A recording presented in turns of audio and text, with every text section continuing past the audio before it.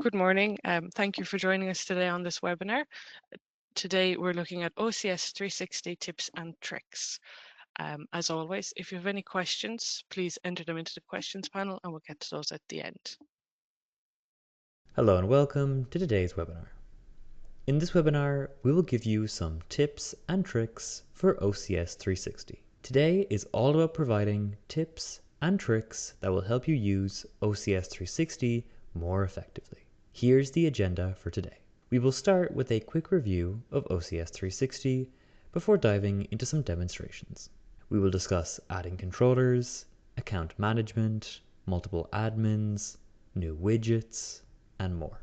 Finally, we will end with some previews of what is on the horizon for OCS 360. If we leave anything out, or if there is something you need answers to, there will be a Q&A session at the end. Let's begin. To start, what is OCS 360? OCS 360 is a cloud service provided by Horner. It allows you to push data from your Horner controller to the cloud. OCS 360 is a very powerful solution with a wide range of features, including up to 5 years of data recording, dashboarding capabilities, alarm annunciation or notification via emails or texts, and much more. OCS 360 is supported by all Prime and Canvas series controllers, with the Micro series support coming later in 2026. OCS 360 requires a subscription per controller to an annual data plan. With that covered, let's now dive into our demonstrations, starting with how to add a controller to OCS 360. Here we are in Cscape. Currently, this is the program that we have running in the controller we wish to add OCS 360 to. Specifically, we want to add telemetry capabilities. To enable OCS 360 is quite simple. Just navigate to the Program Variables menu and in the OCS 360 column, click the checkbox for each variable that you want to push to the OCS 360 cloud. This will create a very basic OCS 360 configuration in your controller. We can check this configuration by navigating under Networking to OCS 360. As you can see, all the variables we checked off have been added to this list. To ensure this is connected to your account, you should see your Horner account ID up here. If you don't, we will demonstrate how to perform this manually in just a moment. Everything in your list will be uploaded to the cloud connected to this account ID. But we can tweak the settings of this upload down here. You can decide when to update the data, whether it's periodic, based on a trigger, on a change of state, or on a change of value. When using periodic updates, it's recommended to keep the publish interval to at least 1 second above the plan limit to avoid unexpected rate limit violations. Otherwise, you can choose any of these options and, once satisfied, click OK. Now simply download this program to your controller. To finish the setup, we are now going to move to the controller. Here we are on our controller, and in the System menu, if we scroll down, we can find OCS 360. Here, we have a few options, starting with Account ID. This menu will display your account ID, which we discussed earlier. Whenever you download a program that uses OCS 360 functionality, this value should be automatically populated within Cscape. If, however, this isn't happening, you can simply note down the account ID here and manually type it in Cscape. Next, under Telemetry, we have a list of settings we can use to adjust how we want telemetry to work. To initiate telemetry on this device, we would simply enable the switch at the top. However, first we need to ensure our controller is registered in the OCS 360 dashboard. Otherwise, a successful connection will not be possible. Moving back to our computer, here we are in the OCS 360 dashboard. We are currently in the Devices menu, and as you can see, we already have a controller added. Let's now add a new controller. Click on the plus icon at the top of the Devices menu. This is the Add New Device wizard, and the key piece of information we need for this process is the MAC address on our controller. First, however, we will give it a name. We have chosen CPU 300 oven, as that best describes our controller. Then, for communication mode, we will select telemetry only for now. Next, we need to fill in our MAC address. The MAC address of your controller can be found on your controller. Simply scroll to the top of the Systems menu and click into the Networks tab. Then, in the LAN tab at the top, we can find our MAC address. Here, however, it is known as the MAC ID. So now we can take this value and type it into OCS360. Once we are sure our MAC address is correct, we can click the Confirm MAC Address box and then add the controller. Now our controller has been added, but it's still reading as inactive. To fix this, we will go back to our controller and enable telemetry from the System menu. To initiate telemetry on this device, we would simply enable the switch at the top. Our controller should now be connected, but to make sure, we are going to do a power cycle. This is important, as sometimes the OCS360 connection won't correctly initiate until it has had the chance to start from power up. If we now check back in the OCS360 dashboard, we can see that our controller is successfully connected. Next, let's look at some account settings that you might not be aware of. To access account settings, navigate to the three dots in the top right corner and select Account. This is the Account Settings menu, and we have four main tabs here: Profile, Billing, Security, and Notification Settings. Inside Security, we have some options here for enabling and customizing two-factor authentication. You can choose to verify with SMS, or with email, or with both. You can even turn both off if you don't want to use two-factor authentication at all. This, however, is not recommended, as it makes your account much more susceptible to hacking. Now, let's move to the Billing tab and discuss how we manage subscriptions. Clicking into the Billing tab, we are immediately shown our current plan. If we want to change this, we can simply click on the Manage Subscriptions button. This will bring us to the OCS360 billing portal. Click Manage Subscriptions in the top right of this page, and here we can customize our plan. Scrolling down to the bottom, we have buttons to modify or cancel our existing subscriptions. If we choose Modify, we would be shown all the available plans, along with options to add or remove OCSs, to include or exclude OCS360 remote support, to change our billing period, and more.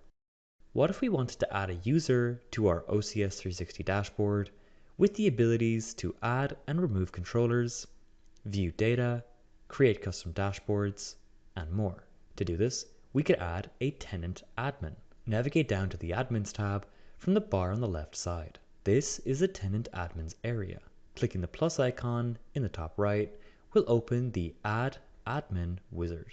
Here we can fill in the information of the person we wish to add. If the email we input already has an OCS360 or Horner account linked to it, then this will automatically be filled out, as we can see. Once we fill everything in and click the Add button, this person will be added as a tenant admin, meaning they have access to everything except for the billing information. What does it look like for these other admins? If we navigate back to Accounts, there's a button at the top right corner of this first menu called Switch Accounts. This will open a new menu listing all the available accounts. We can select any of these accounts and click the Log In button. This will let us see what the account sees when they log in. If we view the OCS360 dashboard through this tenant admin account, we can notice that they have access to dashboards, profiles, rule chains, basically everything except for our billing information. Quickly, before our next demonstration, we need to discuss variables in a little more detail. In our first demonstration, we showed that by simply checking this checkbox, your variables would be synced with OCS360. And if we check our OCS360 configuration, we can see that this is indeed the case. However, Adding variables in this way adds them to this default group of what is called publish variables. Publish variables can only send data to OCS360 and cannot be written to from OCS360. If we had variables which we wanted to write to, for example some setpoint variables, we would create a new group and mark it as a subscribe group. Now we could make changes to these variables from OCS360. With that covered, let's now put those subscribe variables to use with the new widgets available in the most recent update. If we navigate to dashboards, we have already created a demo dashboard for this showcase.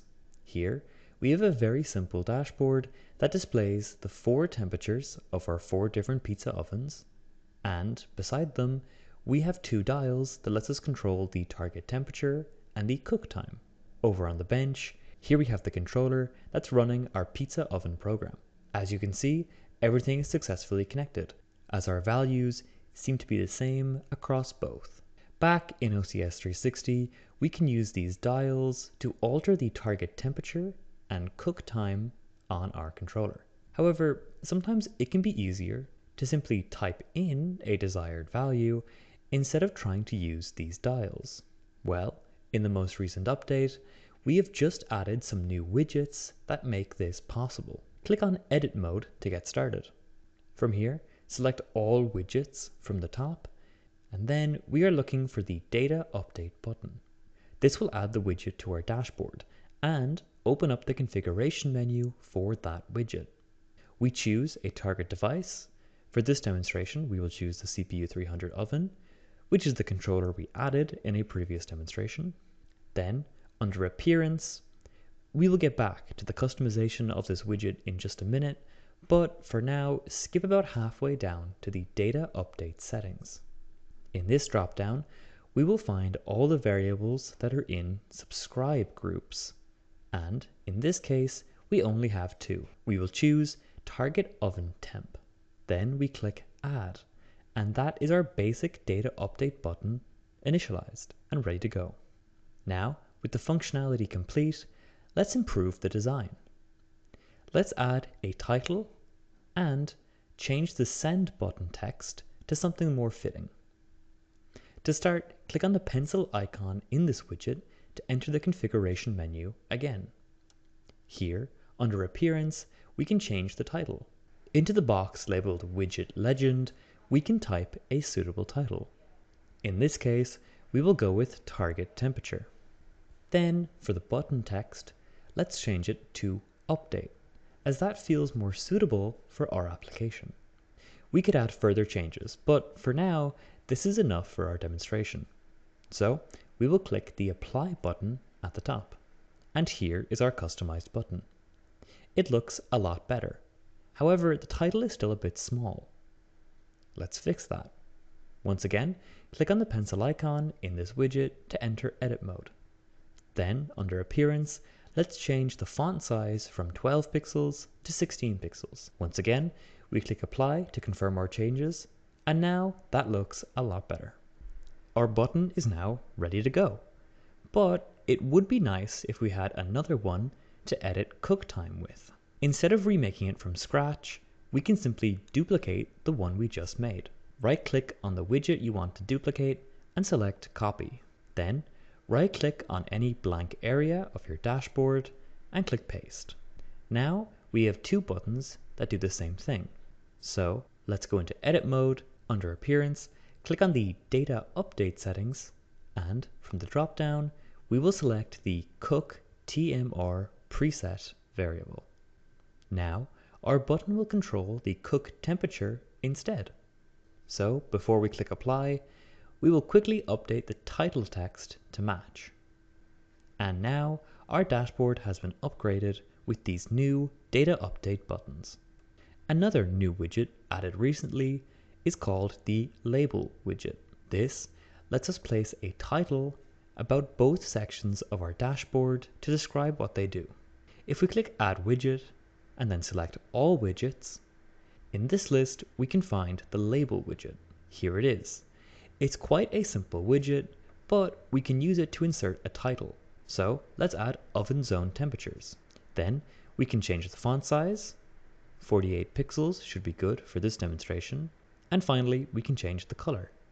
A bright red should work well. You can customize your label however you want. But once finished, click the Add button and it will be added to your dashboard. And just like that, we now have a title which we can resize and place at the top of our dashboard. There are many more new widgets like this in OCS360, allowing you to customize your dashboards however you like. For our final demonstration in this webinar, we want to showcase how you can duplicate dashboards in OCS360. Here is our dashboard from the previous demonstration. We have added a few elements, including the name of the business where this controller is installed and its location. For the sake of this demonstration, we are going to pretend that we have set up another pizza oven controller in a different location. Instead of creating a new dashboard from scratch, we could duplicate this one and reuse it. If we navigate to Devices, you can see we have two controllers set up. One is our CPU 300 oven, which is what we have been working with so far. But the other one is a Canvas 7D controller with the same program loaded onto it. It's this controller that we will be creating a new dashboard for. Navigate back to Dashboards and to start, simply export the existing dashboard you wish to duplicate. This will download a .json file which contains the dashboard. Now click on the plus icon and instead of clicking Create New Dashboard, we will click Import Dashboard. This will open a File Explorer window which you will use to navigate to the .json file we have just exported. Click Open, then Import, and as you can see, we now have two instances of that dashboard. We can tell that this is the imported one as it was created later. To make that a bit more clear, however, we will change the name and description of this new dashboard. Now we have two clearly delineated dashboards, but we are not quite done yet. Opening the new dashboard, we can notice a few things. Firstly, we will need to change the business name and location. This is done very simply by just changing the text. However, we can also notice that our data widgets aren't quite working correctly. The zone temperatures seem unchanged, but the dials and the data update boxes are displaying errors. To fix this, we need to assign a controller to this widget. We do this by clicking on the pencil icon to enter edit mode, and then selecting the device drop-down menu. Click the X button to clear the current device, and select the correct one from the list. In our case, that would be the Canvas 7D. We repeat this process for every zone temperature monitor in our dashboard. This may be a little tedious, but it's still a lot faster than creating a new dashboard from scratch. For the dials and update boxes, it's a very similar procedure. Enter edit mode, then under target device, select the device you want from the list. We will go ahead and repeat this for the remaining widgets. And just like that, we have now successfully duplicated our pizza oven controller dashboard and assigned the new controller to all the widgets. In this final segment, we are going to showcase some upcoming features for OCS360. Let's begin with a feature that's just been added, OCS360 Remote. OCS360 Remote allows users to access and use installed controllers anywhere in the world over the internet. This means that any operation, from troubleshooting to uploading to downloading or anything else you would normally do with a controller on the factory floor, can now be done entirely over the web. This process is quick and simple to set up, and there is no need for advanced firewall rules or extra network security, as the OCS360 Secure Tunnel protects your connection. Next, coming later this year, we have support for the Micro Series and CPU 250. These extremely popular products will be receiving OCS360 support in the coming months. And finally, we have WebMI 2.0 hosting. Horner controllers are transitioning away from WebMI 1.0, and to further upgrade your controllers, we'll be introducing WebMI 2.0 hosting to OCS360. This means you can access WebMI pages from anywhere in the world, and without the restriction of being tied to a local network. And all of this will, once again, be protected by the OCS360 secure tunnel. And that concludes our webinar for today. We hope these tips and tricks demonstrated something new about OCS360 that you mightn't have been aware of before. Regardless, thank you so much for listening, and the Q&A session will begin shortly.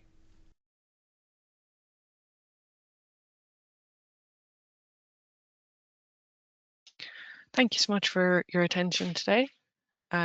If you have any question, please pop them in the box.